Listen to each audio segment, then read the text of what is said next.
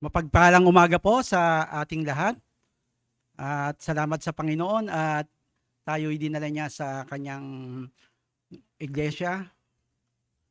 Bago po tayo magsimula sa ating pagsamba, mayroon lang po tayong mga ilang announcement. Una po, yung resumption po nung pagtuturo sa Kaisuyo National High School na magsisimula po uli sa June 19. Kasama na rin po dito yung pagmimigay ng mga school supplies sa mga bata doon. At yung ating pong hindi na rin po magiging tuwing linggo-linggo. Kumbaga, every other week na po. Gayon din po, ipanalangin din natin yung naging bunga ng street preaching na naganap kahapon. At gayon din po, binabati po natin ng happy anniversary ang Mercado family, si Brother Armel at si Sis Elaine. Ganyan din po, mamaya po ay magaganap din po yung membership acceptance ni Brother Lawrence. At mamaya rin po hapon ay magkakaroon din po tayo ng Lord's Supper.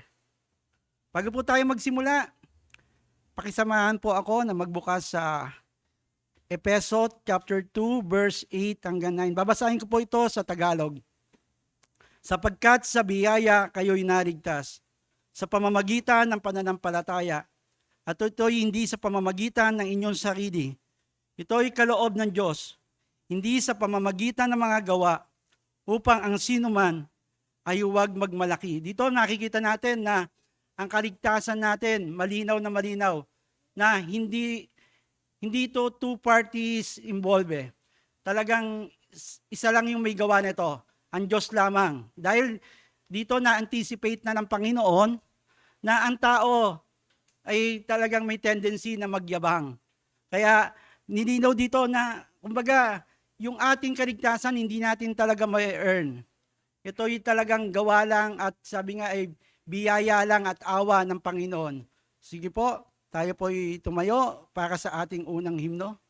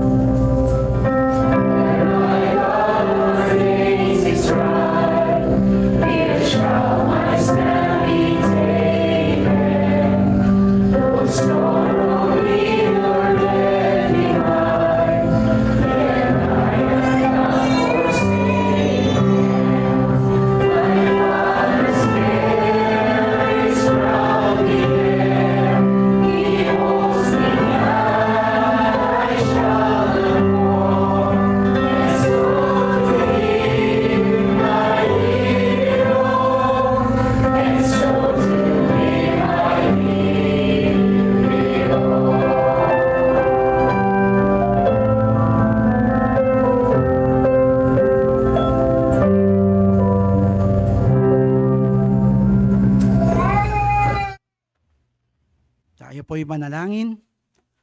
Ama naming banal, na may lalang ng langit at lupa, narito po kami muli, tumalapit sa iyong banal na presensya. Tulad ng aming mga inawit, ang lahat ng tinalaga mo ay tunay ngang totoo.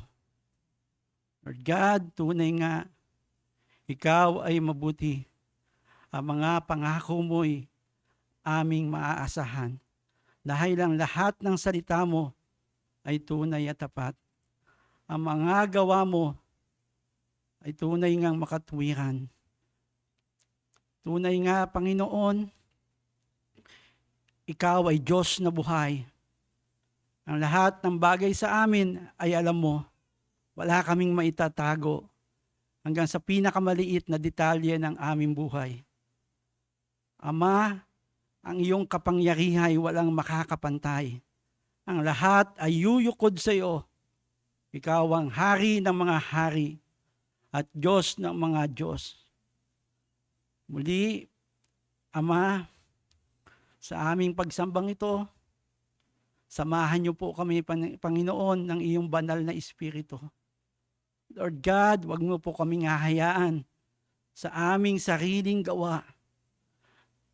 Dahil alam namin na kung hahayaan mo kami sa aming sariling kakayanan, ang lahat ng aming gagawing ito ay magiging katulad ay isang batingaw lamang. Lord God, alam namin, Panginoon, lahat ng aming awitan, lahat ng aming papuri, pagsamba ay hindi sapat upang mabigyan ka ng kaluwalhatian. Ngunit Ama, dinudulog namin naway ang aming pagsambang ito'y maging mabangong samyo sa iyong harapan. At muli, dinudulog namin ang aming pagsambang ito. Lalong-lalo na po ang pagdadala ng inyong mabuting balita. Lord God, samahan niyo po at i-bless ang aming pastor na magdadala ng iyong salita. Iiwas niyo po siya sa lahat ng pagkakamali at pagmamalaki. Lord God, ang nais namin, Panginoon, ikaw lamang ang mapapurihan. Muli, Panginoon, dinudulig din namin na ang bawat makikinig ay bigyan mo ng pusong bukas at tengang handang makinig. At nawa, ang bawat mapapakinggan namin ay hindi lamang pumasok sa kabilang tenga at pagdakay lumabas sa kabila. Nawa, ito'y magbunga sa aming mga buhay. At muli, Panginoon, ang lahat ng ito ay dinudulog namin sa inyo na may kababaang loob. Ang lahat ng ito ay inilalapit namin sa matamis na pangalan ng aming Panginoong Hesus. Amen. Makakaupo na po tayo natin.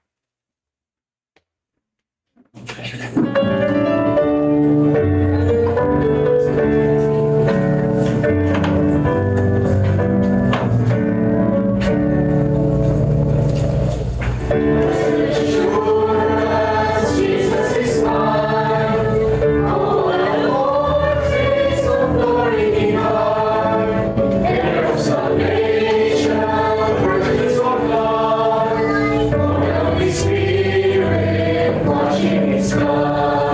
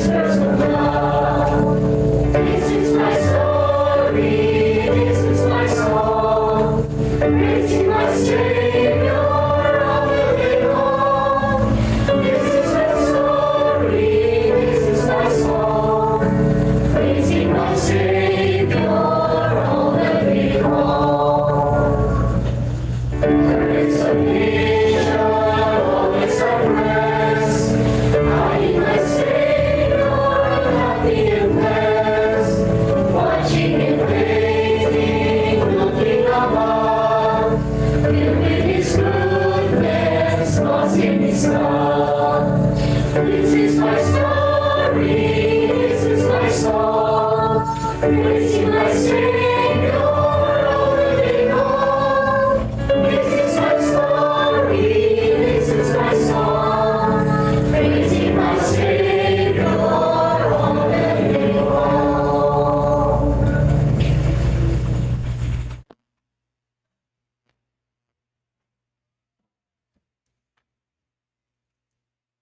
Para po sa ating scripture reading, samahan niyo po ako sa Book of Genesis, chapter 43. Basahin po natin ang buong chapter. Sa mga nagdaang kabanata po sa Genesis ay pag-aralan po natin yung tungkol sa mga kapatid ni Jose na nagpunta sa hari ng Juda para po mamili ng mga kanilang pagkain dahil nga sa panahon ng taggutom. So ngayon naman po ay basahin po natin ang chapter 43 na ito ay ang pagbabalik muli na mga kapatid ni Jose, nakasama na po si Benjamin. Sige po. Chapter 43, verse 1. Noon ay matindi ang tagutom sa lupain nang maubos na nilang kainin ng trigo na kanilang dinala mula sa Ehipto. Sinabi sa kanila ng kanilang ama, bumili kayo ng kaunting pagkain para sa atin. Subalit sinabi ni Judah sa kanya, ang lalaking iyon ay mahigpit na nagbabala sa amin, na sinasabi, hindi ninyo makikita ang aking mukha malibang kasama ninyo ang inyong kapatid. Kung pasasamahin mo sa amin ang aming kapatid, bababa kami at ibibili ka namin ng pagkain. Subalit kapag hindi mo siya pinasama ay hindi kami bababa. Sapagkat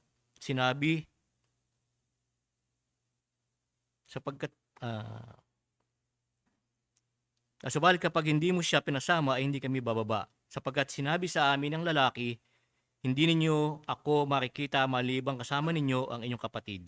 Sinabi naman ni Israel, bakit ninyo ako ginawaran ng ganitong kasamaan na inyong sinabi sa lalaki na mayroon pa kayang ibang kapatid? Sila'y sumagot, ang lalaki ay masusing nagtanong tungkol sa amin at sa ating pamilya na sinasabi, buhay pa ba ang inyong ama? May kapatid pa ba kayo? Sumagot kami sa kanyang mga tanong, paano namin malalaman na kanyang sasabihin, dalhin ninyo rito ang inyong kapatid. Sinabi ni Judah kay Israel na kanyang ama, pasamahin mo sa akin ang bata at hayaan mong kami ay makaalis na upang tayo mabuhay at huwag mamatay. Kami, ikaw at ang aming mga anak. Ako mismo ang mananagot para sa kanya. Maaari mo akong panagutin para sa kanya. Kapag hindi ko siya naibalik sa iyo at naiharap sa iyo, ako ang magpapasan ng sisi magpakailanman. Sapagkat kung hindi sana tayo naantala, 2 ulit na sana kaming nakabalik. Sinabi naman sa kanila ng kanilang amang si Israel, kung talagang gayon, gawin ninyo ito. Magdala kayo sa inyong sisidlan ng mga piling bunga ng lupain at dalhan ninyo ng handog ang lalaki ng kaunting mabangong langis at kaunting pulot, pabango, mira, mga pili at almendras.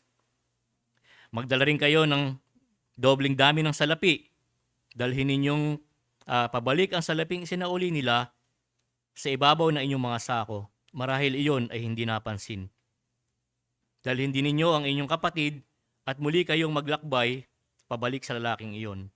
Pagkalooban nawa kayo ng Diyos na makapangyarihan sa lahat ng awa sa harapan ng lalaking iyon upang ibalik sa inyo ang inyong isa pang kapatid na si Benjamin. At ako, kung ako'y mangulila, ako'y mangungulila. Kaya't dinala ng mga lalaki ang handog at ang dobling dami ng salapi at si Benjamin. Sila'y pumunta sa Ehipto at humarap kay Jose. Nang makita ni Jose si Benjamin na kasama nila, ay sinabi niya sa katiwala ng kanyang bahay, dalhin mo ang mga lalaking iyan sa bahay, magpatay ka ng hayop at ihanda mo sapagkat ang mga lalaking iyan ay manananghaliang kasalo ko. Dinala ng katiwala ang mga lalaking iyon sa bahay ni Jose. Ang mga lalaki ay natakot sapagkat sila'y dinala sa bahay ni Jose at sinabi nila, dinala tayo rito dahil sa salaping isinauli sa ating mga sako noon upang magkaroon siya ng pagkakataong dakpin tayo at tayo kunin bilang mga alipin pati ang ating mga asno. Kaya't siya'y lumapit sa katiwala ng bahay ni Jose at kinausap nila sa pintuan ng bahay. Sinabi nila, "O Panginoon ko, talagang kami ay bumaba noong una upang bumili ng pagkain. Nang dumating kami sa tuluyan, binuksan namin ang aming mga sako at naroon ang salapi ng bawat isa na nasa ibabaw ng kanya-kanyang sako. Ang salapi namin sa tunay nitong timbang, kaya't ito ay muli naming dinala. Nagdala rin kami ng karagdagang salapi upang ibili ng pagkain. Hindi namin nalalaman kung sino ang naglagay ng aming salapi sa aming mga sako." Siya sumagot, "Huwag kayong mag-alala o matakot man. Ang Diyos ninyo at ang Diyos ng inyong ama ang nagbigay sa inyo ng kayamanang nasa inyong mga sako. Tinanggap ko ang inyong salapi, pagkatapos ay dinala niya si Simeon sa kanila. Nang dalhin ng katiwala ang mga lalaki sa bahay ni Jose at sila'y mabigyan ng tubig at makapaghugas ng kanilang mga paa at mabigyan ng pagkain ng kanilang mga asno, ay inihanda nila ang regalo sa pagdating ni Jose sa tanghali, sapagkat kanilang narinig na doon sila magsisikain. Nang dumating si Jose sa bahay, dinala nila sa kanya ang regalo na dinala nila sa loob ng bahay at sila'y nagpatira pa sa harapan niya. Kanyang tinanong sila tungkol sa kanilang kalagayan at sinabi, "Mayroon bang kapayapaan ang inyong ama? Ang matanda na inyong sinabi? Buhay pa ba siya?" Kanilang sinabi, "Mayroong kapayapaan sa inyong lingkod sa aming ama. Siya ay buhay pa." Sila'y nagsiyuko at nagpatira pa. Tumingin siya at nakita niya ang kanyang kapatid na si Benjamin, ang anak ng kanyang ina, at ang kanyang sinabi, "Ito ba ang inyong bunsong kapatid na inyong sinabi sa akin?" Kanyang sinabi, "Pagpalain ka nawa ng Diyos, anak ko." Pagkatapos ay nagmadaling lumabas si Jose sapagkat nanaig ang kanyang pagmamahal sa kanyang kapatid. Humanap siya ng lugar na maiiyakan, pumasok sa loob ng silid at umiyak doon. Pagkatapos ay naghilamos siya, lumabas, nagpigil sa sarili at nagsabi, "Maghain kayo ng pagkain." Kanilang hinainan siya ng bukod at sila naman ay bukod din, at ang mga Ehipsyo na kumakain kasama niya ay bukod, sapagkat ang mga Ehipsyo ay hindi kumakain kasalo ng mga Hebreyo, sapagkat ito ay kasuklap-suklam sa mga Ehipsyo. Sila imupo sa harapan niya, ang panganay ayon sa kanyang pagkapanganay at ang bunso ayon sa kanyang pagkabunso. At ang mga lalaki ay nagtinginan sa isa't isa na may pagkamangha. Mula sa hapag ni Jose ay dinalhan sila ng mga pagkain. Subalit ang pagkain ni Benjamin ay 5 ulit na mas marami kaysa alinman sa kanila. Kaya't sila'y nag-inuman at nagkatuwa kasama niya. Purihin ang salita ng Panginoon. Maunawaan po natin at makikita po natin sa ating binasa na may mga 5 bagay po tayo makikita rito. Inilirawan na ang pagbabalik ng mga kapatid ni Jose sa Ehipto kasama na si Benjamin upang bumili ng butil na pagkain na noong panahon na matinding tagutom. Kaya matatapok ang temang tungkol sa providensya ng Diyos. Responsibilidad ng tao, pagsisisi, at ang kabaitan ni Jose. Unahin po natin doon sa pagsisisi at pagbabago. Pinatunayan ng Judah na nagbago siya sa pananagutang pag-alok ng kanyang sarili bilang kapalit ni Benjamin. Kabaligtaran ng kanyang nakaraang pagtataksil kay Jose. Sa ikalawa, mayroon dun yung banal na paglalaan. Pinakilala ng magkakapatid ang kabutihang Diyos sa kanilang mga kalagayan kahit nangatakot sila sa paghatol. At makikita din po natin dito yung pagkakasundo. Sinubukan ni Jose ang kanyang mga kapatid kung sila ay nagbago na. nagpakita ng kabaitan at inanyayahan sila sa hapunan.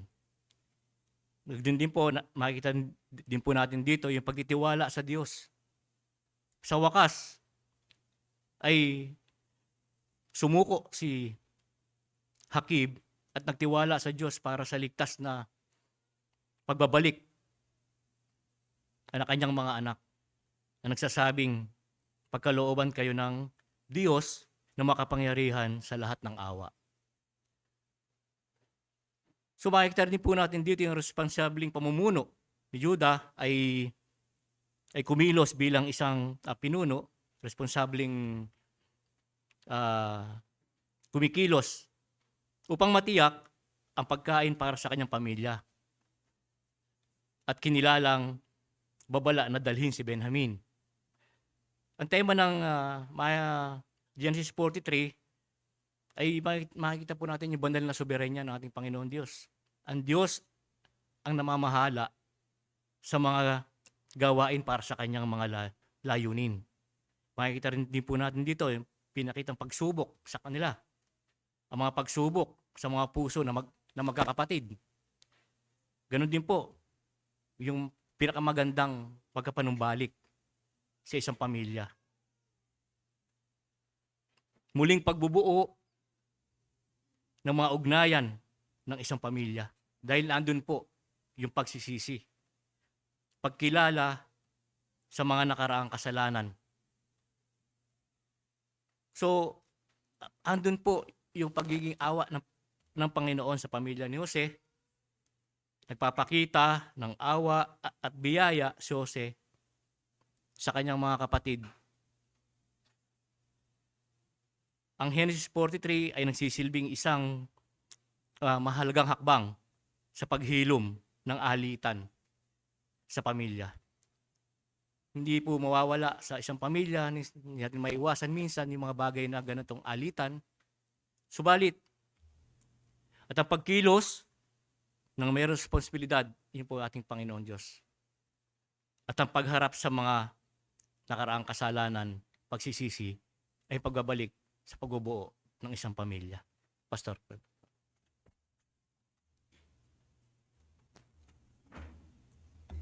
Manalangin tayo. O Diyos, nagpapasalamat po kami sa iyo sa mga leksyon na natutunan po namin sa scripture reading. Salamat sa pagpapakita niyo po sa amin ng inyong purposeful sovereignty, na kayong may control ng lahat ng bagay dahil meron po kayong purpose na niloob po ninyo ang napakamalagim na nakaraan para kay Jose dahil gagamitin niyo po siya sa hinaharap upang i-deliver ang inyong mga tao, ang kanyang mga kapatid. Pero higit sa lahat, O Diyos, salamat sa nabasa namin sa Genesis 43 dahil napaalalahanan po kami ng Ebanghelyo. Pinakita nyo sa amin ang gospel picture po dito kung paano nangako si Juda na kung ano man ang mangyari kay Benjamin ay dapat ibilang sa kanya. Dahil pagtingin po namin sa bagong tipan, ito po mismo ang pinangako ni Hesukristo para sa amin. Ngunit sa bagong tipan na hindi lang si Juda, kundi ang leon ng tribo ng Juda, si Hesukristo, ang nagbigay ng kasiguraduhan na ito para sa amin. Siya po ang sumalo ng hatol na sana'y gawad sa aming mga makasalanan, ang kamatayan na kami ang karapat dapat sumalo.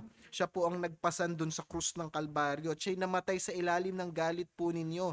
At sa pananampalataya at pakikiisa namin sa Kanya, natanggap po namin ang kapatawaran mula sa aming mga kasalanan. Salamat o Diyos sa dakilang kaloob mo na ito na binigay ninyo sa pamamagitan ng anak ninyo na si Hesukristo. At nawa o Diyos, wag namin pagmaliitin, wag namin mamaliitin ang aming pananampalataya na natanggap. Nawa o Diyos, pagtibayin namin ito. Araw-araw ay lumago kami sa kaalaman at pag-ibig namin sa iyo. Tulungan din po ninyo nawa o Diyos, nilalapit namin sa inyo ang aming bansang Pilipinas. Ito po ang mandato ninyo sa amin sa inyong salita na ipanalangin ang aming gobyerno. Tulungan po ninyo ang aming mga nasa liderato, maging ang mga mamamayan o Diyos. Higit Panginoon sa mga pisikal at mga iba pang pangangailangan na temporal, ang kailangan po namin o Diyos ay kaligtasan mula sa iyo. Nawa o Diyos, maging malawig ang pangangaral ng Ebanghelyo dito sa aming bansa. Makakilala ang mga Pilipino sa iyo o Diyos. Nawa rumami pa ang mga gawain, ang mga iglesia na naitatayo, na itatatag. Marami pa nawa o Diyos na mga lingkod mo na masigasig na mga ngaral ng Ebanghelyo. At ito, Panginoon, ang naging pribilehyo namin na gampanan kahapon sa aming street preaching at tracts distribution. Pagpalain po ninyo nawa, O Diyos, ang naging ministeryo namin na ito. Salamat sa mga buhay ng mga kapatiran na binigay ang kanilang sarili, ang kanilang lakas at oras na makiisa sa ministeryong ito. Anong laking pribilehiyo sa amin, O Diyos, na ipagamit ang mga buhay namin at hininga namin sa paglilingkod sa iyo. Nawa yung mga sermon na napangaral at ang mga tracts na nabigay namin, O Diyos, ay hindi lamang itatabi, hindi lang itatapon, yuyurakan ng mga naabutan nito, kundi, O Diyos, ito'y gagamitin mo, basahin po nawa nila ito at maging kasangkapan mo para makita nilang kasalanan nila at sila'y manampalataya sa aming Panginoong Hesukristo. Nawa, O Diyos, humantong sila sa pagkakilala rin ng kaligtasan kay Hesukristo kagaya po namin. Dinadalangin namin sa iyo, O Diyos, ang mga praktikal na pangangailangan ng aming iglesia. Nagpapasalamat kami, O Diyos, sa isang taon na ibinigay po ninyo kay Brother Armel at Sis Alain sa kanilang pagsasama bilang mag-asawa.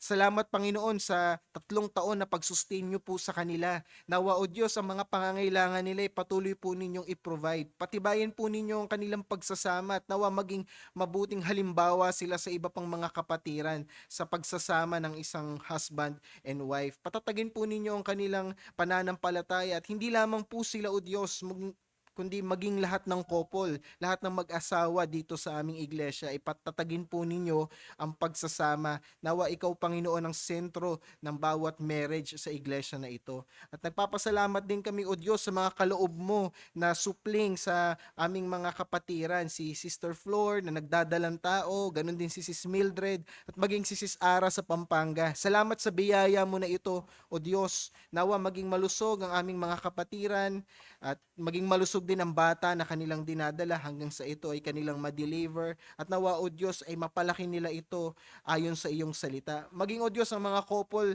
na nananalangin na pagkalooban na po ninyo ng anak. Dumadalangin kami, O Diyos, na buksan po ninyo ang bahay bata ng mga wives na ito at pagkalooban po ninyo ng desire nila na magkaroon ng anak na palalakihin din nila na may takot po sa inyo. Maraming salamat po, O Diyos, sa mga ministeryo na binigay po ninyo sa amin. Nawa isustinan niyo po, Panginoon, kami sa pagganap namin sa mga ministeryong ito. Wala po sa amin ang may sapat na giftings, may sapat na utak, may sapat na education, may sapat na leadership gifts para pangunahan ng iglesia mo. Kailangan naming umasa sa grasya mo na kinakaloob mo mula simula hanggang pagtatapos. At nawa, O Diyos, maging mahabagin ka na ipagkaloob sa amin ang mga grasya na ito. Amin din pinapanalangin, O Diyos, ang magiging preaching engagement ko at ni Brother Jake sa Mindanao, sa parating na sa katapusan ng Mayo. Maging, O Diyos, ang magiging preaching engagement namin sa Lumban, Laguna sa mga susunod na buwan. Nawa, O Diyos, ay maging makapangyarihan ng salita mo na maipapangaral sa mga taong ito at maging pagpapala po sa mga makikinig. Maging, O Diyos, ang pangangaral ng Ebanghelyo ngayong umaga na ito. Mag-aaral kami, O Diyos, patungkol ulit sa buhay ni Samson. Nawa, O Diyos, hindi namin ito itrato na parang kwentong bata lamang, kundi, O Diyos, makita namin na ito'y totoong kaganapan. At ito'y pangungusap mo sa amin at seryosohin namin ang mga babala at mga instruksyon na maririnig namin mula rito. Bigyan niyo po kami, O Diyos, ng focus sa pakikinig sa salita mo. Nawawala sa amin dito, O Diyos, na matatagpuan na nakaupo nga rito, bodily present, pero ang isip namin ay nasa trabaho. Ang isip namin ay nasa sports. Ang isip namin ay nasa ibang mga bagay. Bigyan niyo po kami ng kaseryosohan na salita mo ang maririnig namin. Ikaw mismo ang nagsasalita sa kalagitnaan namin. At kung lalaruin namin ang pakikinig, ay nilalaro po namin mismo ang tinig mo. Nawa, O Diyos, ay mangusap ito sa amin, magbigay ng encouragement at strength sa mga nanghihina at magbigay ito ng rebuke sa mga namumuhay sa kasalanan. Gamitin niyo po ito upang makakilala sa Panginoong Hesukristo namin ang mga hindi pa nananampalataya sa iyo. Manguna ka, O Diyos, hanggang sa aming panambahan mamayang hapon. Salamat sa lahat ng ito, Ama, sa ngalan ng iyong anak na si Jesus. Amen.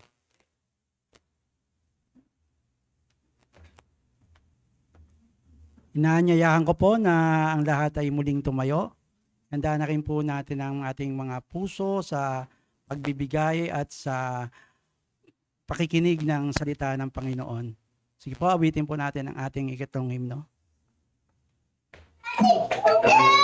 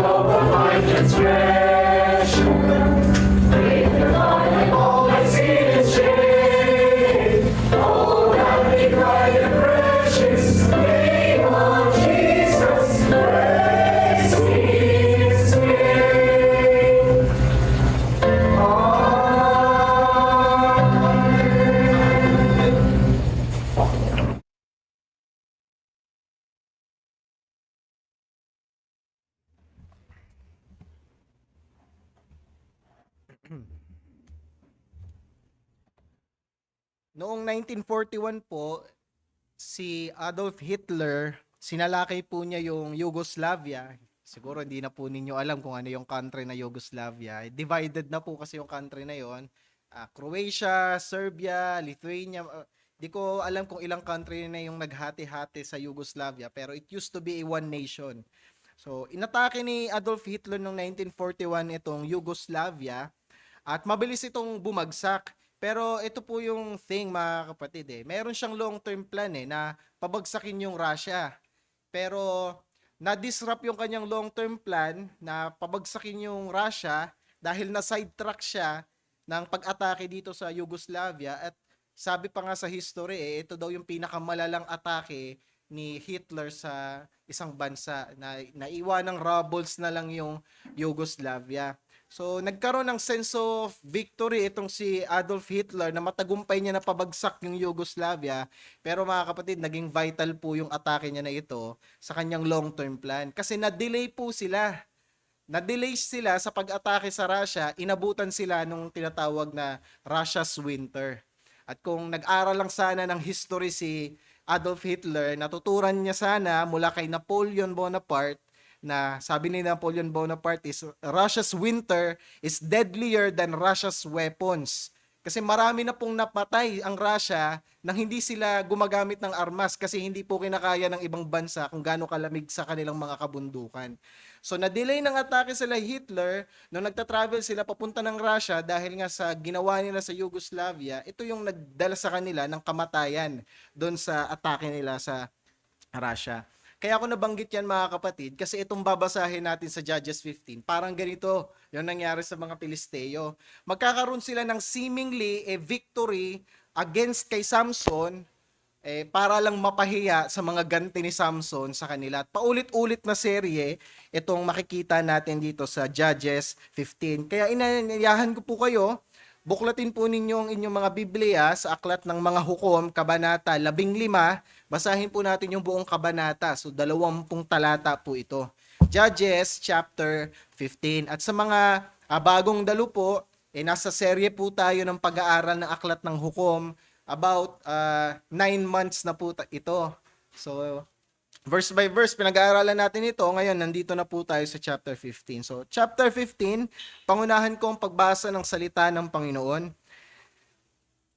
Ngunit pagkaraan ng ilang panahon, sa panahon ng pag-aani ng trigo, dumalaw si Samson na may dalang isang batang kambing sa kanyang asawa at kanyang sinabi, "Aking papasukin ang aking asawa sa loob ng silid." Ngunit ayaw siyang papasukin ng kanyang biyenang lalaki.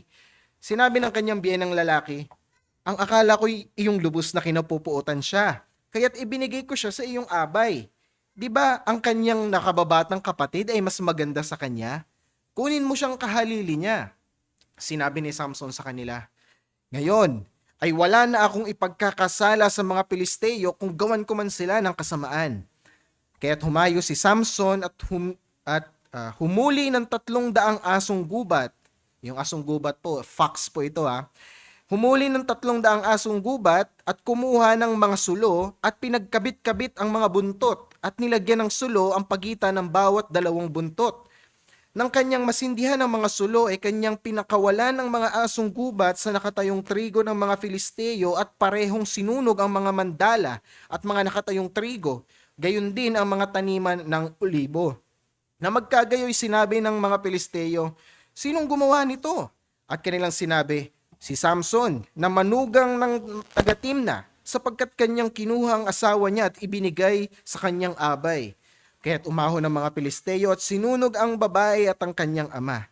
Sinabi ni Samson sa kanila, "Kung ganito ang ginagawa nyo, isinusumpa kong gagantihan ko kayo at saka ako titigil." Pinaghahampas niya ang kanilang mga hita at balakang at gumawa ng malaking pagpatay. Pagkatapos siya'y bumaba at nanatili sa isang guwang ng bato sa Etam. Verse 9, na magkagayoy umahon ng mga Pilisteo at nagkampo sa Huda at sinalakay ang Lehi. At sinabi ng mga lalaki ng Huda, "Bakit kayo pumarito laban sa amin?" At kanilang sinabi, "Pumarito kami upang gapusin si Samson at gawin sa kanya ang ginawa niya sa amin."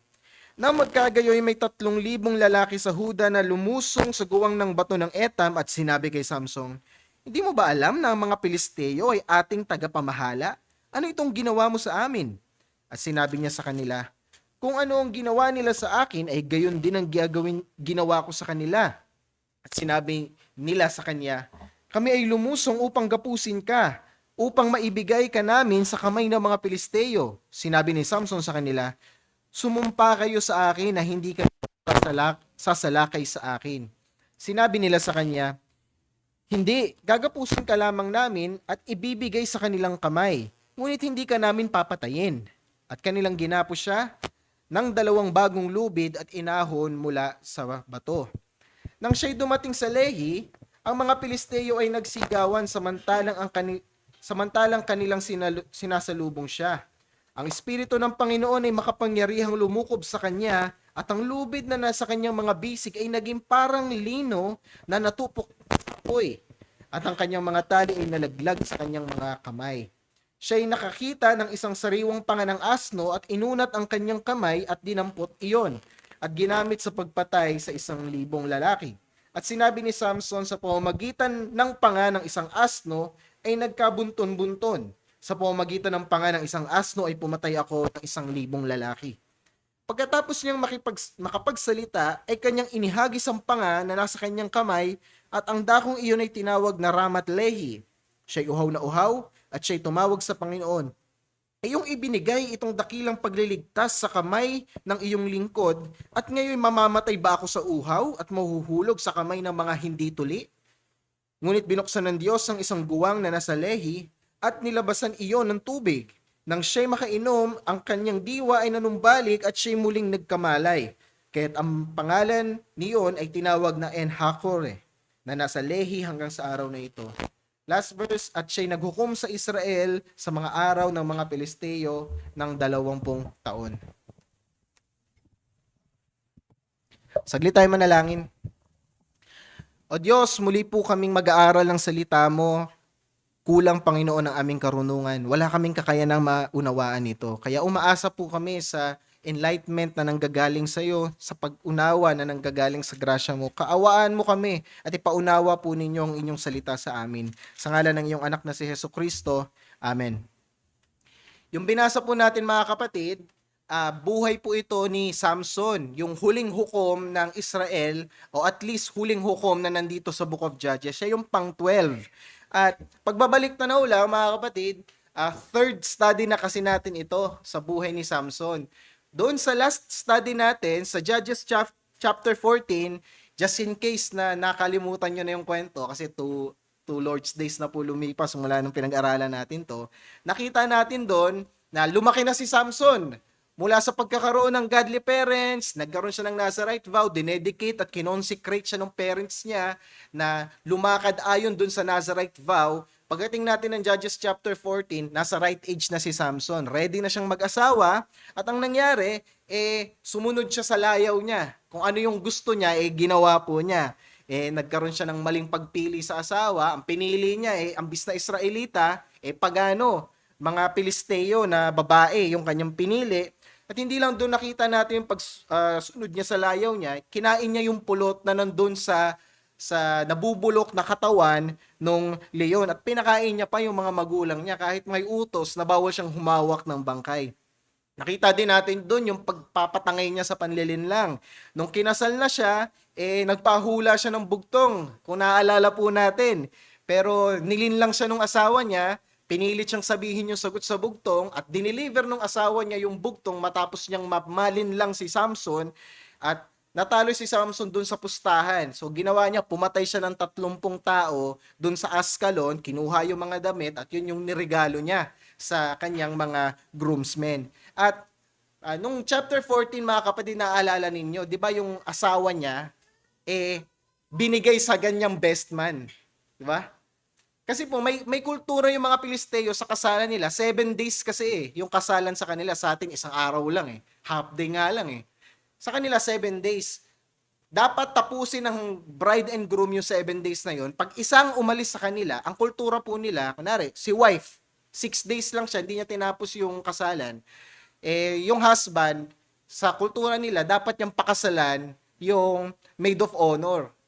Dito sa kaso na to, si Samson, hindi niya tinapos yung kasal, di ba? Nag-walk out siya sa kasal. Kaya yung asawa niya, binigay sa best man niya. Yun po yung reason nun. Pagdating natin dito sa chapter 15, mga kapatid, gusto niya na ngayong balikan yung asawa niya na iniwan niya. Ito po yung makikita natin, yung mga sumunod na tagpo. So sa kabanata na ito, makakasumpong tayo mga kapatid ng serye ng gantihan, back and forth. May gagawin yung Pilisteo, may gagawin si Samson, may gagawin yung mga Pilisteo, may gagawin uling ganti si Samson. At sa kada hakbang ng mga Pilisteo, laging may ganti si Samson na mas malala na akala ng mga Pilisteo, victory na nila.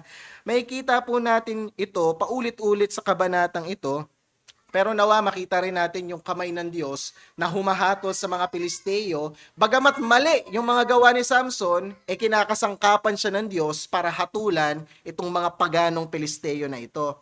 Kung meron lamang leksyon akong masasabi na matututunan natin dito, ito po, ang kasalanan na walang ang kalakasan na walang makadiyos na karakter ay humahantong sa kapahamakan.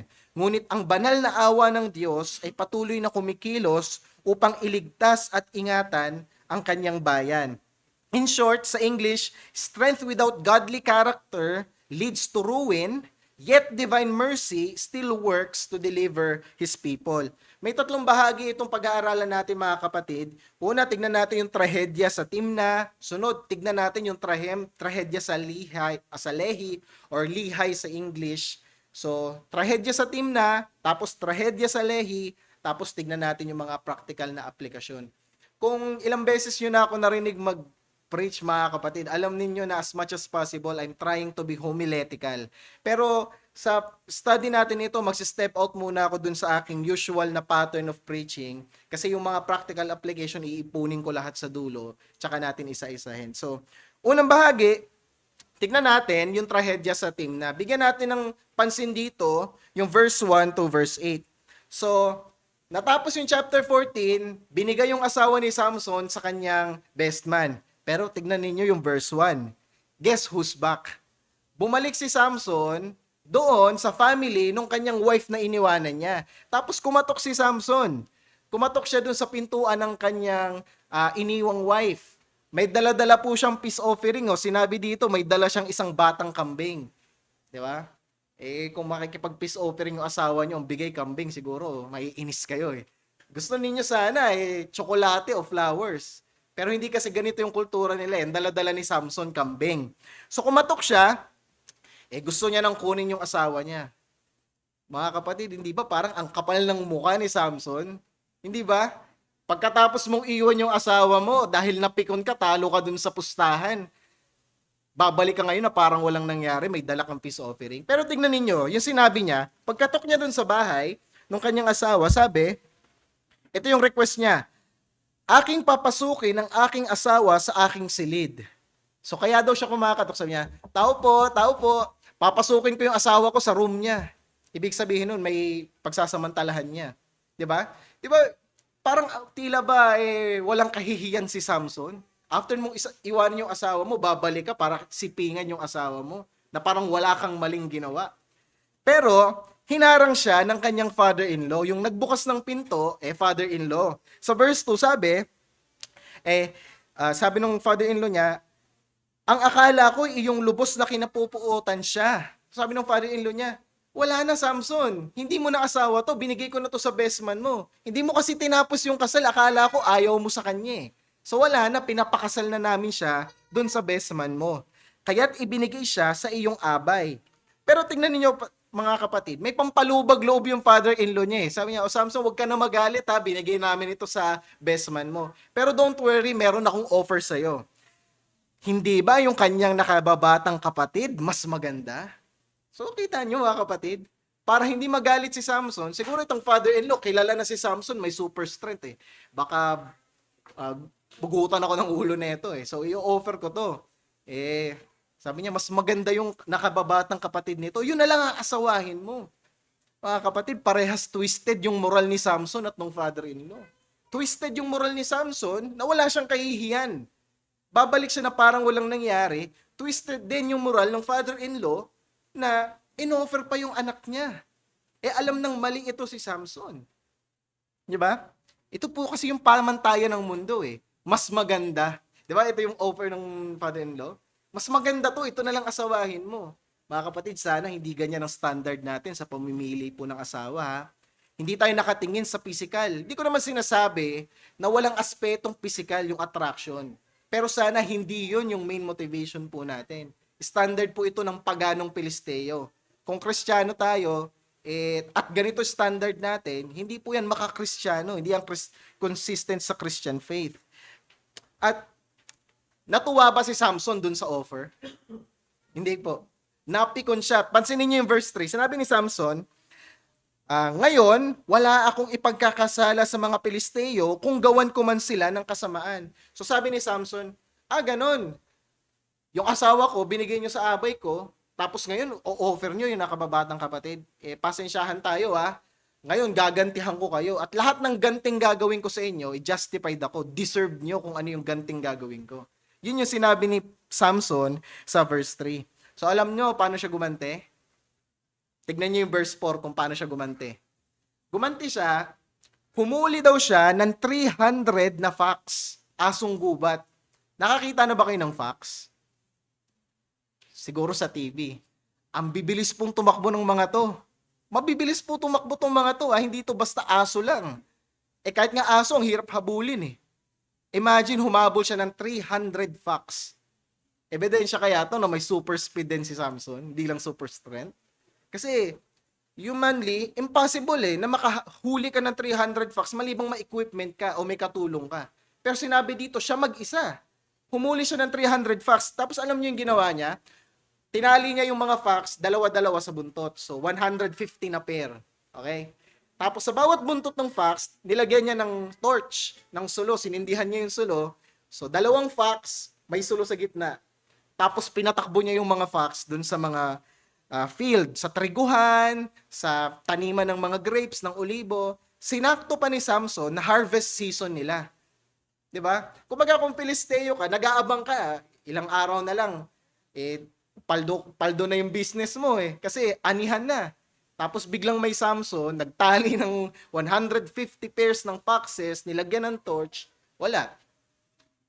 Bankrupt yung business. Sunog yung taniman. Walang natira. Ito yung naging ganti ni Samson sa kanila. So, anong tugon ng mga Pilisteo? Nakita nila, ginantihan sila ni Samson Alam nyo mga kapatid, napaka-unfair nga ni Samson Ang nagkasala lang sa kanya, yung father-in-law niya di ba? Yung family. Bakit yung buong Pilisteo yung ginantihan niya? So, nagalit itong mga Pilisteo sa verse 6. Sabi sa verse 6, sabi nila, nag-meeting sila, sinong gumawa nito? Wala namang forest fire ngayon, ba't nasunog tong taniman natin? Malamang, hindi ito aksidente lang, may nagpakana nito. So, after further investigation, nalaman nila, sabi dito, si Samson na manugang ng taga-Timna, so siguro nagtanong sila, bakit naman niya susunugin? Nalaman nila yung reason, ano yung motibo sa krimen ni Samson. Sabi, sapagkat kanyang kinuha ang asawa niya at ibinigay sa kanyang abay. Kaya pala napiko ng ganito si Samson. Kinuha yung asawa niya, pinamigay sa iba. So, ito yung sumunod na sinabi nila, sumunod na action nila. Verse 6, sa dulo nun, kaya't umahon ang mga Pilisteo at sinunog ang babae at ang kanyang ama. So, ang ginawa ng mga Pilisteo, kinuha yung father-in-law ni Samson at yung kanyang asawa, sinunog. Balik tayo ng chapter 14. Naalala ninyo, di ba may groomsmen si Samson? Pinahulaan niya. Sinabi niya, out of the strong came something sweet. Out of the eater came something to eat. Yun yung bugtong ni Samson, di ba? Sabi niya sa groomsmen niya, hulaan ninyo. Hindi mahulaan ng mga groomsmen, pumunta sa asawa niya. Sabi sa asawa niya, pag hindi mo sinabi yung sagot sa bugtong, susunugin ka namin pati tatay mo. Ang tanong ko mga kapatid, nagkatotoo ba? Nagkatotoo, tama? Sinunog. Pero this time, hindi yung mga groomsmen yung sumunog, kundi mga mamamayan ng Philistines. Ibig sabihin, nagkatotoo yung banta dito kay father-in-law at sa kanyang asawa. So, anong reaksyon ni Samson nung nakita niyang sinunog yung kanyang father-in-law at asawa niya? Nagalit na naman si Samson sa verse 7. Sumumpa na naman siya. Di ba sa verse 3 may sumpa siya? Sabi niya, pasensyahan tayo, lahat ng ganti ko, deserve kayo. Kasi naging masama kayo sa akin. Sa verse 7, inulit niya yung sumpa niya. Sabi niya, kung ganito ang ginagawa ninyo, isinusumpa kong gagantihan ko kayo. So, lintik lang ang walang ganti. Ito na naman ang sinabi ni Samson. Sinusumpa kong gagantihan ko kayo, pero ito, saka ako titigil. So sabi niya, makaisa lang ako uli sa inyo one last time. Tapos ayoko na, ayawan na. So anong ginawa niya? Verse 8, paano siya gumanti? Sabi daw, pinagpahampas-hampas niya yung mga hita at balakang ng mga Pilisteo at gumawa siya ng malaking pagpatay. Hindi sinabi sa atin kung ilan yung napatay niya eh.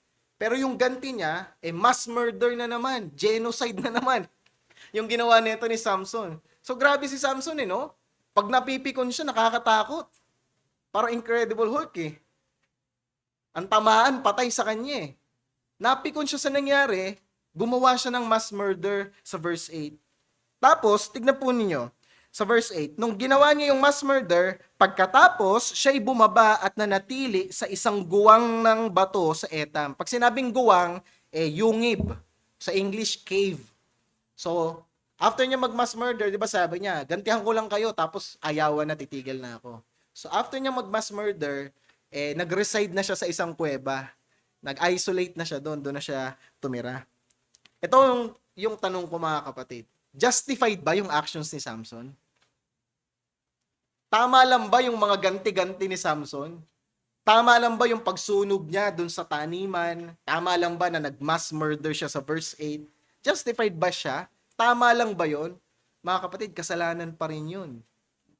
Out of a heart na vengeful yung actions ni Samson.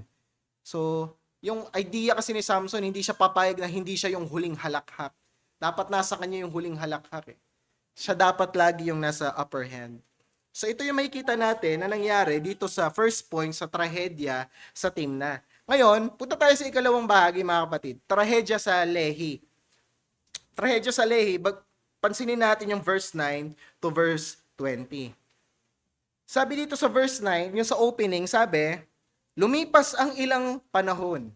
Okay? Nang magkagayoy umahon ang mga Pilisteo at nagkampo sa Juda. So, ibig sabihin mga kapatid, hindi natin alam ilang taon, ilang buwan, yung lumipas mula sa verse 8 hanggang verse 9. Hindi natin alam. Pero sometime, may lumipas na oras. Okay? Pagdating dito sa verse 9, tandaan ninyo natapos yung verse 8, nakatira na si Samson sa kuweba sa Etam, okay? Mag-isa na siya doon, nananahimik na siya, minding his own business. After some time, yung mga Pilisteo nagkampo sa lugar ng Juda. Mga kapatid, yung Etam kasi malapit yun sa camp ng Juda okay? So, doon na nagkampo yung mga Pilisteo. So, naalarma yung mga taga-Juda. Kasi bakit nasa kanila itong mga Pilisteo? Bakit sila pinupugaran? So nagtanong sila sa verse 10. Tinanong nila yung mga Pilisteo, sabi nila, bakit kayo pumarito laban sa amin? Bakit kayo dito nagkakampo? Nananahimik kami, dito kayo kakampo? So sumagot yung mga Pilisteo, sabi sa kanila sa verse 10, pumarito kami upang gapusin si Samson. So sabi ng mga Pilisteo, hindi kayo pinunta namin dito. Ang pinunta namin si Samson, yung nananahimik dun sa Etam. May kasalanan yan sa amin Hindi pwedeng siya yung huling halakhak, dapat magantihan namin yung Samson na yan. Yun yung kanilang sagot. At gawin sa kanya ang ginawa niya sa amin. Ito yung sabi ng mga Pilisteo Gagantihan namin siya sa mga karumal-dumal na action niya sa amin. So kung taga-Juda ka, anong reaction mo? Tinanong mo yung mga Pilisteo, bakit sila nandun? Sinabi ng mga Pilisteo, si Samson kasi, gagantihan namin Hindi ba dapat, ang reaction mo, pupunta ka kay Samson, tapos sasabihin mo si Samson, sige, gantihan mo pa sila, labanan mo pa sila, total, ikaw yung hukom namin Tama? Sa mga nakalipas natin pag-aaral, di ba yung hukom, siya yung tinatakbuhan ng mga tao para sa tulong? Natutuwa yung mga Israelita pag yung hukom lumalaban para sa kanila. Natutuwa sila, nagpupuri sila sa Diyos pag pinangungunahan sila na iruwin yung mga plano ng mga paganong Kananeo. Pero this time, natuwa ba yung mga Juda na lumalaban si Samson para sa Israel? Natuwa ba sila? Pansinin natin yung verse 11. Nang magkagayon, may 3,000 lalaki sa Juda na lumusong sa guwang ng bato ng Etam. So, pinuntahan ng 3,000 Israelites. So, iisipin mo, no? Susunduin nyo lang si Samson, 3,000 kayo. Bumuo pa kayo ng army para lang kausapin si Samson. Hindi kaya takot sila kay Samson kasi alam nila pumunit ito ng leon na parang maliit na tupa lang yung pinunit niya eh. Malakas tong tao na to. So, yun yung ginawa nila. Nag-gather sila ng army para kumbinsihin si Samson na labanan palalo. Hindi, ito yung sinabi nila. Oh. Sabi nila kay Samson, hindi mo ba alam na ang mga Pilisteo ang ating tagapamahala? Wow, what a turn of events. Ambis na matuwa sila sa ginawa ni Samson, galit pa sila kay Samson. Nasa na yung kampi ng mga Huda na kay Samson, nahukom nila o nasa pagano? Nasa pagano na mga kapatid. Wala na sa sarili nilang hukom yung kanilang kampi. Sabi nila kay Samson, anong ginawa mo sa mga Pilisteo? Hindi mo ba alam ito yung ruler natin? Mga kapatid, what a great downfall for Judah. Naalala ninyo sa chapter 1, yung nagsimula yung aral natin dito, sinong nanguna dun sa conquest? Sino yung nag-gather sa mga Kineo, nag-gather sa Ephraim, matibay na nanguna dun sa pag-conquer, sa pag-dispossess ng land? Sino? The tribe of Judah. Nagtanong nga sila sinong mangunguna sa dispossession. Sabi, it's the tribe of Judah.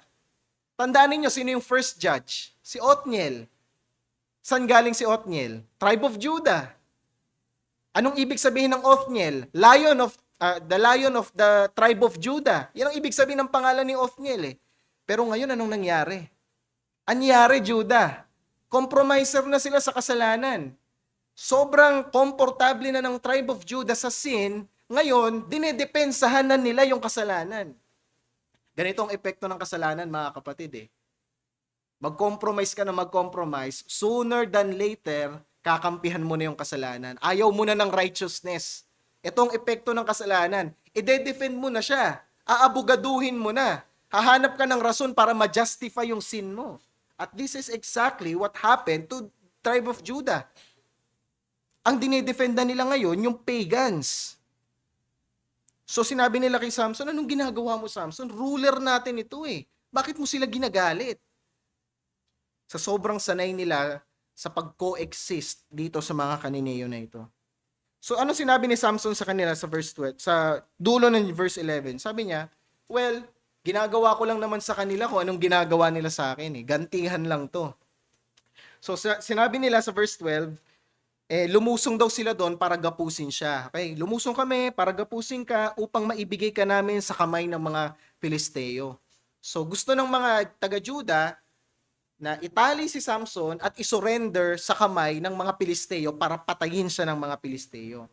Pero ito yung sinabi ni Samson. Sinabi ba niya, huwag niyong gagawin sa akin yan, hindi ako papayag, kundi papatayin ko kayo. Pumayag ba si Samson? Hindi. Willing siya. Willing siyang magpatali. Willing siya na i-hand over siya sa Philistines. Pero, sinabi niya, may condition siya. Sabi niya, sumumpa kayo na hindi kayo ang sasalakay sa akin. Sabi ni Samson, okay, papayag ako, ibigay niyo ako sa mga Pilisteo, pero promise me na hindi niyo ako lalabanan. Ang lalaban sa akin, mga Pilisteo. Kasi magkalahi sila eh. 'Di ba? Israelite din sila eh. Although magkaiba sila ng tribe of Judah ito, si Samson galing sa tribe of Dan, pero parehas pa rin silang Israelita. So sabi ni Samson, okay, payag ako, ibigay niyo ako sa Philistines, pero hindi kayo ang sasalaki sa akin. So nag-promise sa kanya, yung mga taga-Judah, sabi, sige, bibigay ka namin sa mga Pilisteo, hindi ka namin sasaktan, okay? Igagapos ka lang namin. Alam niyo mga kapatid, napaka-hipokrito na itong sentence na to. Sabi sa verse 13, hindi, gagapusin ka lamang namin at ibibigay ka sa kanilang kamay, ngunit hindi ka namin papatayin. Napaka-hipokrito po ng sagot na ito. Parang sinasabi ng mga taga-Judah, huwag ka mag-alala Samson, hindi ka namin papatayin. Pero ibibigay ka namin sa papatay sa'yo. Ganon din yun eh. Nakiisa rin sila sa pagpatay kay Samson eh. 'Di ba? So it's a very hypocritical answer. Pero pumayag si Samson. So yung kanyang kamay, tinali nila ng bagong lubid. Tinali si Samson at pagapo siya sa sarili niyang mga tao, sa mga taga-Judah. Ngayon, pagdating natin sa Lehi, ito na, dumating na tayo dun sa burol ng Lehi, sa verse 14. Sabi dito, Na siya'y dumating sa Lehi, ang mga Filisteo ay nagsigawan, samantalang kanilang sinasalubong siya. So, i-picture nyo ano? So, ito yung mga taga-Juda, nasa likod ni Samson, siya nakatali, tapos ino-offer siya papunta sa mga Philistines. Sa likod ni Samson, mga sarili niyang tao, mga Judahite, siya nakatali, in front of Samson, yung mga Philistines na handang patayin siya. Tapos yung mga Philistines nagsisigawan, parang Coliseum, ano? Nagsisigawan yung mga tao, excited na napatayin ito si Samson. Pero ito po yung nangyari sa verse 14. Ang Espiritu ng Panginoon ay makapangyarihang lumukob sa kanya. Ito na naman, yung Ruach, for the third time. Lumukob yung power of God, yung Spirit of God sa kanya. Una, lumukob sa kanya yun nung nasa sinapupunan pa lang siya ng kanyang ina. Pangalawa, lumukob sa kanya nung kanyang pinunit sa gitna, yung leon. This time, for the third time, lumukob sa kanya nung papatayin na siya ng mga Pilisteo. Lumukob sa kanya yung Espiritu ng Diyos, yung empowerment ng Diyos, at ang mga lubid na nasa kanyang mga bisig ay naging parang lino na natupok sa apoy, at ang kanyang mga tali ay nalaglag sa kanyang mga kamay. So, naputol yung pagkakatali sa kanya na parang wala lang, parang lino na natupok ng apoy. So, ito na sa verse 14. Gumanti na siya. So, kanina pinapicture ko sa inyo, nasa likod ni Samson ng Judah, nakatali siya, nasa harap niyang Philistines, ready to receive him, to kill him, pero biglang naputol yung mga tali nung dumukob sa kanya yung Espiritu ng Diyos. So anong gagawin niya? Sinong sasaktan niya? Yung mga taga-Judah o yung mga taga-Philistines? Tatalikod ba siya para patayin yung mga Judahite? O aabante siya para patayin yung mga Pilisteo? Verse 15, ito po yung nangyari mga kapatid. Nakakita po siya ng jawbone of a donkey, a fresh jawbone of a donkey, sariwang panga ng asno. Ito mga kapatid nasira ba ni Samson yung Nazarite vow na bawal siyang humawak ng bangkay? Nasira niya na ba? Yes, humawak siya ng bangkay ng leon Mga kapatid, sinira niya na naman ngayon. Humawak na naman siya ng panga, fresh jawbone. Hindi po ito tuyong buto fresh jawbone of a donkey, sariwang panga ng asno. At kinuha niya yung panga na yon kasi ginamit niya pong weapon. Inunat niya ang kanyang kamay, dinampot, at ginamit sa pagpatay ng 1,000 lalaki. So gumamit siya ng panga ng asno as weapon to kill 1,000 Philistines. Di ba kayo nagtataka ba't di nabasag yung jawbone? Di natin alam. Pero napatay niya yung 1,000 Philistines using this weapon. What a weird weapon, ano? Di man lang siya nang agaw ng espada ng isang Pilisteo doon, yun na yung ginamit niya. Hindi. Yung panga mismo, yung ginamit niya para patayin yung 1,000 mga Pilisteo. Kasi ito mga kapatid, di ba last sermon, bilanggit ko, ang picture natin kay Samson, puro lakas, walang utak Hindi po. Hindi po siya all brute, no brain. Matalino si Samson. Actually, artistic nga siya Mahilig siya sa tula. Sa verse 16, after niyang patayin yung 1,000, gumawa ng tula si Samson. Wow. Imagine nyo, after mong pumatay ng 1,000 tao, ang conclusion mo dun sa action mo, gagawa ka ng tula out of the murder na ginawa mo. Napaka-artistic ni Samson, ano? So, gumawa siya ng tula, sabi niya, sa pamamagitan ng panga ay isang asno ay nagkabunton-bunton or nagkapatong-patong. Sa pamamagitan ng panga ng isang asno ay pumatay ako ng 1,000 lalaki. Yung rendering sa English tsaka sa Tagalog, medyo hindi niya na ma-match yung Hebrew phrasing Pero may isa akong nakita na theologian, finraise niya sa ganitong paraan. Sabi niya, from the jaw of an ass, asno yun from the jaw of an ass, I've killed a mass. So, maganda yung phrasing may rhyming. So, parang ito yung sinasabi ni Samson sa kanyang tula. From the jaw of an ass, I've killed a mass. Pero ito yung mapapansin nyo sa tula ni Samson, mga kapatid. Kanino niya binigay yung glory? Sa tula niya. Di ba, lumukob sa kanya yung Espiritu ng Diyos. Binigyan siya ng kapangyarihan. Napatay niya yung 1,000. Kanino niya binigay yung glory? Sa tula niya. Sa sarili. Sabi niya, from the jaw of an ass, I've killed a mass. Hindi niya sinabi na binigyan ako ng Diyos ng lakas para mapatay ang sandamakmak. Hindi, sinabi niya, ako yung pumatay sa mass. So lahat ng glory nakatuon sa sarili niya dito sa kanyang tula.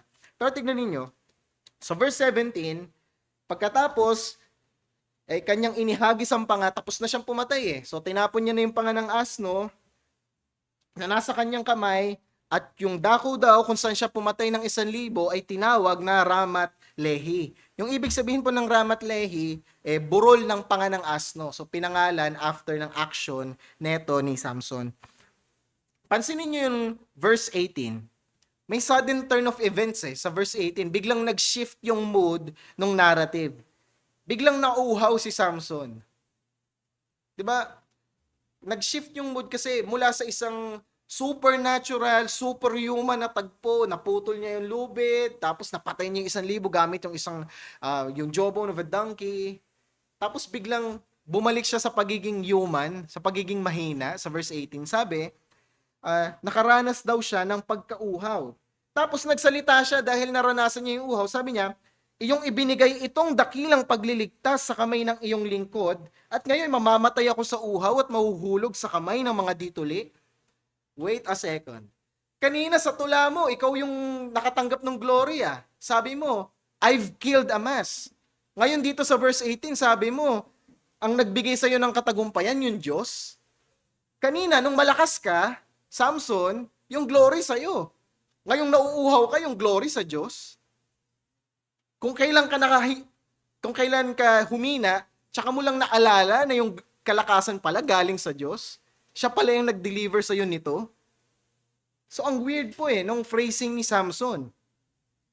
Sabi niya po, mamamatay ako ngayon sa uhaw at mahuhulog sa kamay ng mga hindi tuli.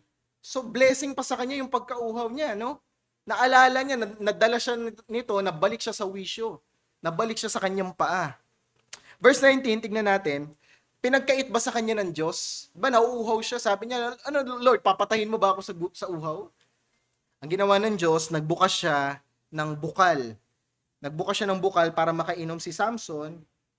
At nung uminom siya sa bukal na ito, bumalik siya sa diwa niya.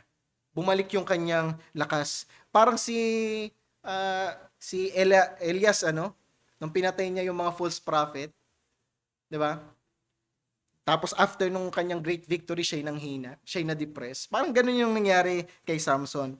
At yung lugar na ito, yung batis na binuksan ng Diyos ay tinawag na Enhakore, na ibig sabihin ay bukal ng tumawag. Kasi si Samson yung tumawag sa Diyos And last verse, tignan natin, sabi dito, siya'y naghukom sa Israel sa mga araw ng mga Pilisteo ng 20 taon. So for 20 years, naghukom si Samson.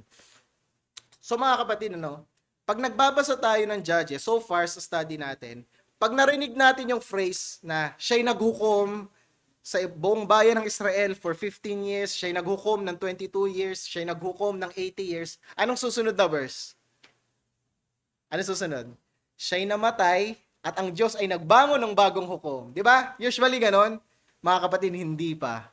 Meron pang 40 plus verses na kasunod patungkol kay Samson sa chapter 16. How I wish na sana nagtapos na ng ganito yung buhay ni Samson victory. Maganda yung ending, hindi po Pero yung mga susunod na tagpo, sa susunod nating pag-aaral mga kapatid, mas malala yung mga nangyari sa buhay ni Samson. So nakita natin yung trahedya sa Timna, trahedya sa Lehi. Ngayon dako tayo mga kapatid dito sa mga aplikasyon.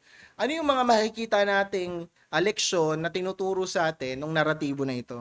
So meron ako ditong 6 na leksyon. Una, mga kapatid, nawa maging seryoso tayo sa pagpili ng mapapangasawa. Ito para to sa mga single. O, paano ko nasabi yan, mga kapatid? Isipin nyo to mangyayari ba lahat ng chaos na to kung sa sa chapter 14 verse 1, ang pinili ni Samson na mapangasawa, Israelita? Tingin nyo ba? May chaos ba na ganito? Sa chapter 16, mga kapatid, aasawahin niya, Pilisteo na naman. Si Delilah. Gugupitin ni Delilah yung buhok niya. Alam niyo yung famous story. Manghihina siya. Ayun yung maglilid sa kamatayan ni Samson.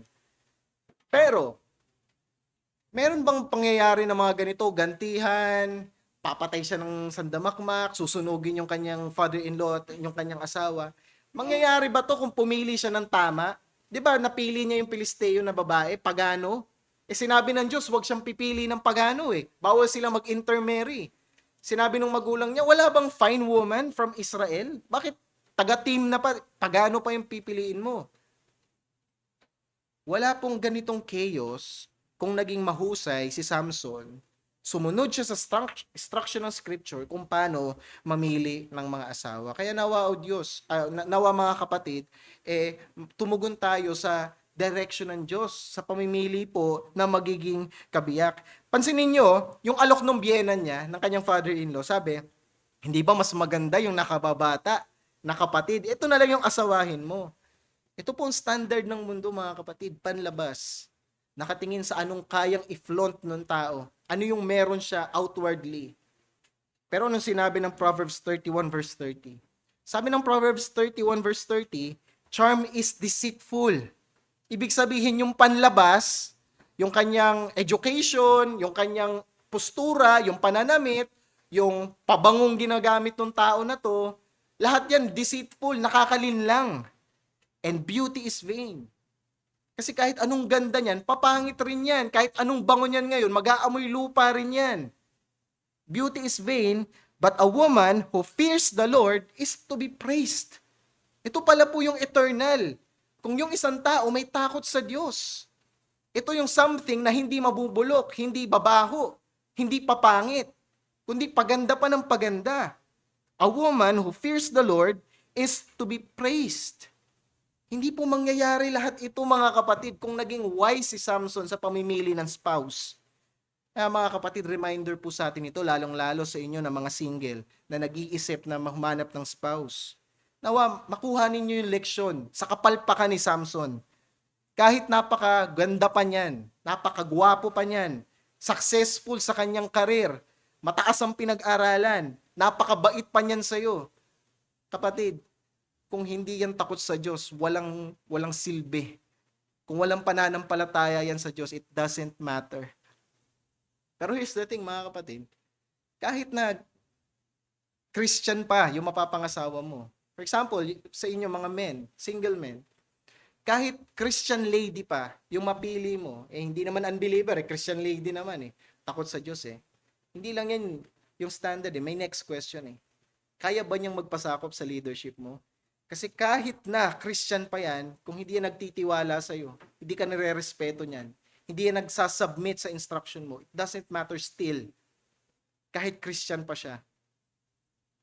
The same thing sa mga single lady. Kahit Christian man pa yan, kung passive yan, hindi yan good leader, magiging masalimuot yung marriage ninyo.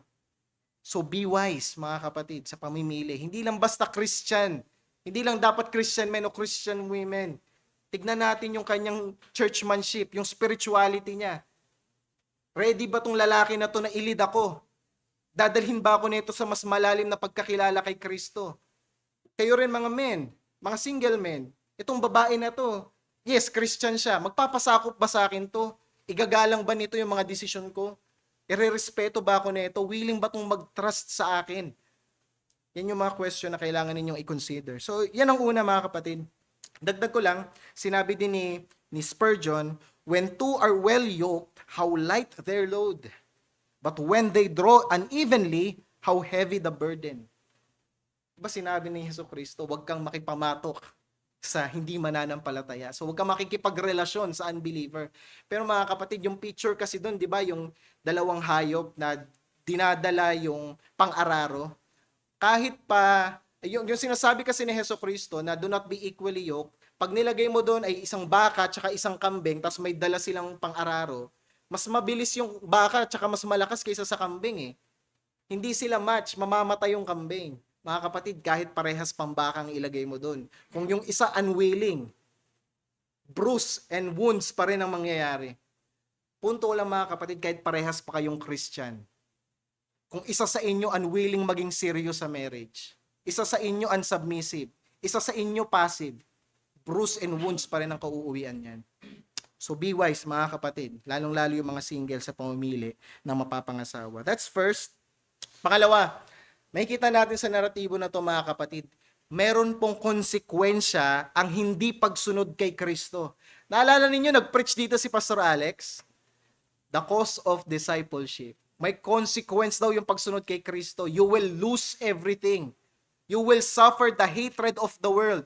If they despise Jesus Christ, our Master, lalo tayong i-despise ng mundo. That's the cause of Christianity. Pero wag tayong malito ha. Mas costly ang hindi sumunod kay Hesus Kristo. May konsekwensya. Tandaan niyo yung asawa ni Samson, pati yung father-in-law niya. Hindi sila tumugon sa request ni Samson. Anong nangyari? Natakasan ba nila yung consequence? No. Akala nila nakatakas sila sa chapter 14. Pagdating ng chapter 15, nasunog pa rin sila. Why? Because hindi sila nag-heed kay Samson. Nilinlang pa ng babae si Samson. May consequence ang hindi pagpapasakop sa salita ng Diyos. Costly, mahirap sumunod sa salita ng Diyos, pero maniwala ka sa akin, mas mahirap ang hindi sumunod sa salita ng Diyos. So the question is, saan mo gustong maghirap? Suffer now o suffer then?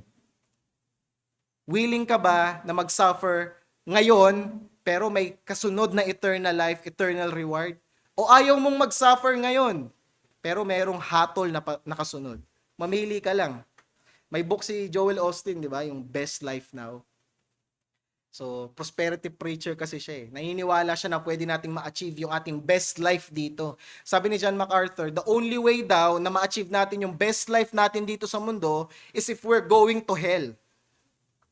Ito na yung best life talaga sa atin kasi papunta tayo ng impyerno eh.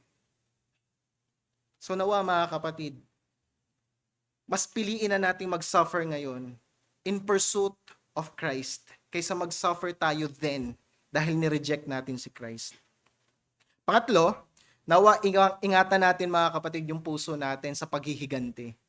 Ingatan natin yung puso natin sa paghihiganti. Maging careful tayo na huwag tayong magkaroon ng vengeful heart. Nakita natin itong chapter 15, palitan ng ganti. Gaganti si Samson, gaganti Filisteo, Samson, Filisteo, Samson, Filisteo. Ang gulo, ang chaotic, madugo. Maging maingat tayo na huwag tularan si Samson sa bagay na ito. Gagawan siya ng masama ng Filisteo, anong ganti niya? Mabuti? Hindi. Gagantihan niya rin ang masama. Diba anong sinabi sa Romans? Do not overcome evil by evil. Diba? Overcome evil with good. Hindi po eh. Ang ginagawa natin, ginagantihan natin yung masama ng masama pa. Kaya maging maingat tayo, mga kapatid. Si Samson, inisip niya, justified yung actions niya.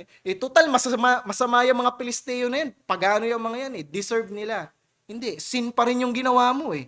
Mass murder eh. Sinira mo yung crops nila eh. Sin pa rin yan. So, ginantihan niya ng masama, yung masamang ginawa sa kanila.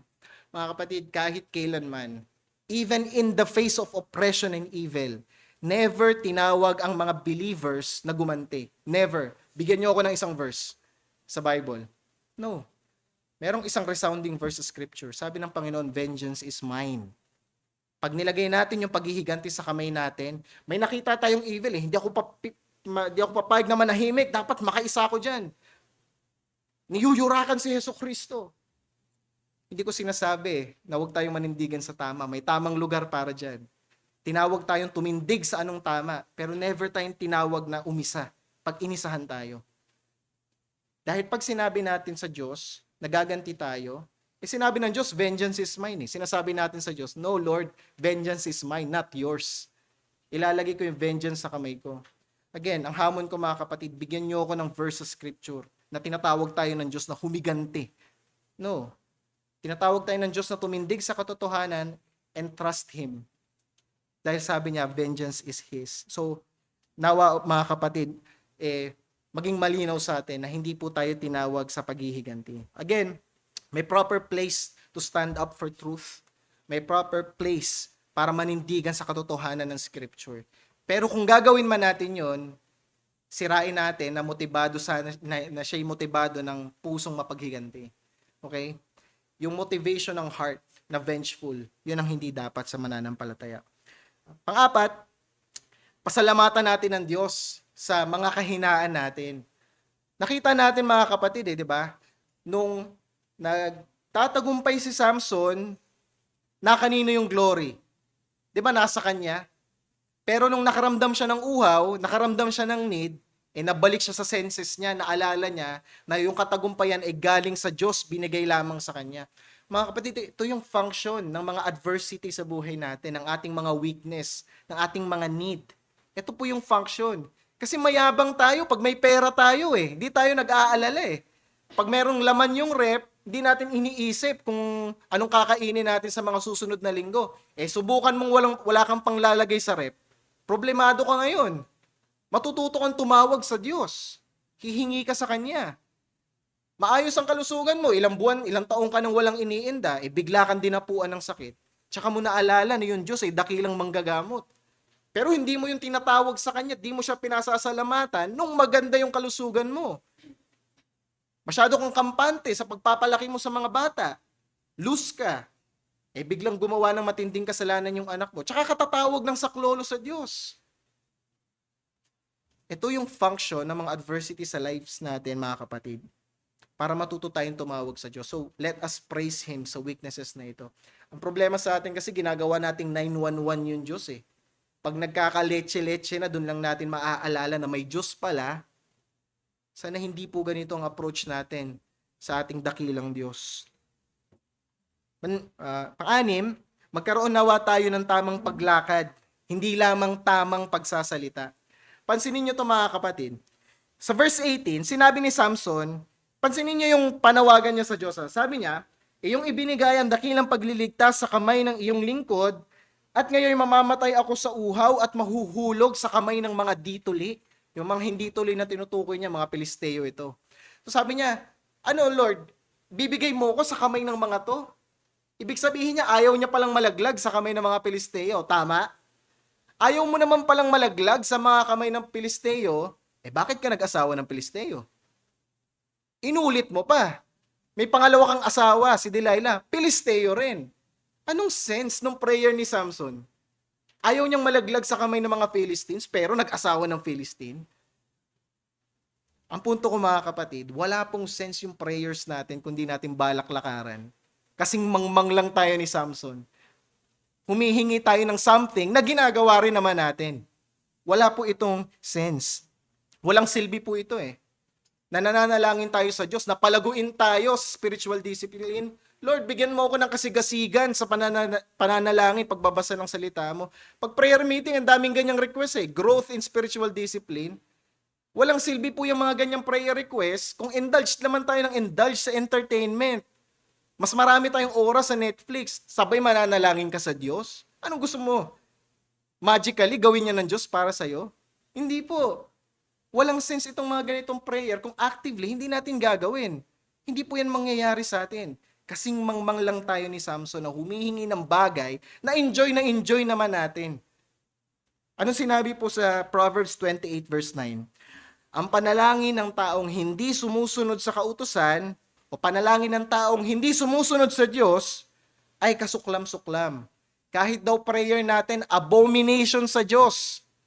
Kasi niloloko natin ang Diyos eh.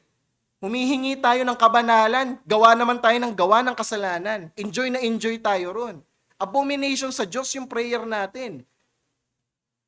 So kung mananalangin tayo ng isang bagay, mga kapatid, faith without works is dead. Alam ko salvific yung implication ng verse na yan, pero in a real sense, hindi tayo pwedeng manalangin sa Diyos ng isang bagay na nawa gawin sa atin kung hindi naman natin ito masigasig na nilalakaran. So nawa mga kapatid, matuto tayo dito sa kamangmangan na ito ni Samson.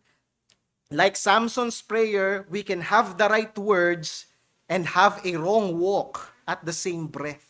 We can have the right words and have a wrong walk at the same breath. And lastly mga kapatid, nais kong ipunto ito. Naalala nyo, pinapicture ko sa inyo kanina, si Samson, sa verse 14, nasa likod niya yung mga sarili niyang mga tao, galing sa Huda, siya'y nakatali, paharap sa mga taong papatay sa kanya. Hindi nyo ba nakita yung litrato, mga kapatid? Anong ginawa ni Samson nung napatid yung mga lubid? Pumulot siya ng jawbone of a donkey, pinatay yung mga papatay sa kanya.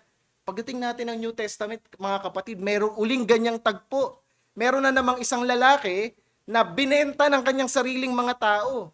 Na yung mga tao na sana mananampalataya sa kanya, yun pa yung nagbigay sa kanya sa mga papatay sa kanya.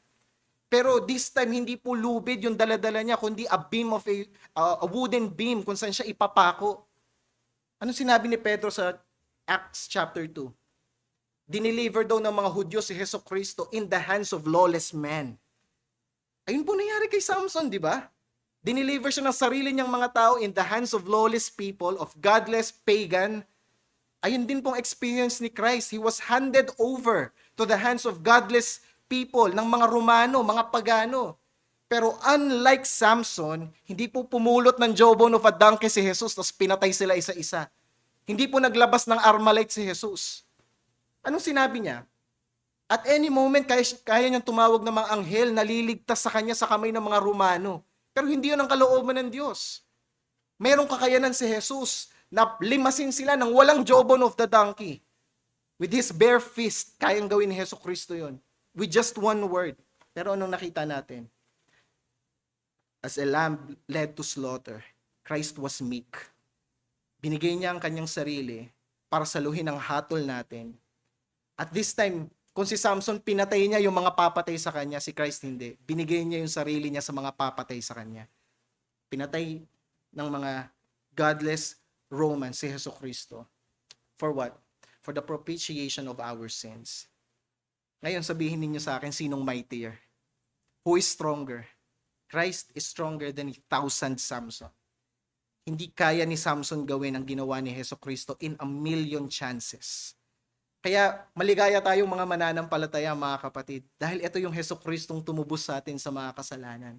At ito rin yung iniimbita namin kayo, ito rin yung pagpapala na pwede ninyong tanggapin kung wala pa kayo kay Hesus Kristo.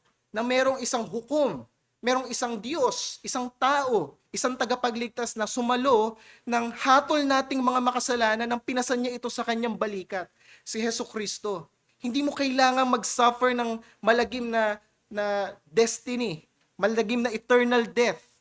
Merong offer of salvation sa iyo ngayong umaga at huwag mo nawang patigasin ang puso mo. Nawa kung may pandinig ka, pakinggan mo ang salita ng Diyos. Tinatawag ka niya ngayon, isuko ang iyong kasalanan, manampalataya sa ginawa ni Hesus Kristo sa krus at makakatanggap ka ng kapatawaran, pakikiisa, kapayapaan sa Diyos Ama at buhay na walang hanggan. At nawayan ang tugon mo sa mensahe na narinig mo ngayong umaga. Saglit tayong manalangin. Aming Diyos, salamat po sa katotohanan ng iyong salita. Hindi namin, Panginoon, pwedeng idiskwenta lahat ng katotohanan at yaman nito na makikita namin. At nawa, O Diyos, hindi lang to baging mga kwentong bata lamang sa amin, kwentong mga fable lang sa amin or parables lang sa amin. O Diyos, nawa mangusap ito sa aming mga kaluluwa at magdala ng kaligtasan sa mga taong wala pa sa iyo. Pinapapurihan ka namin, O Diyos, sa lahat ng bagay na ito, sa ngalan ng iyong anak na si Jesus. Amen.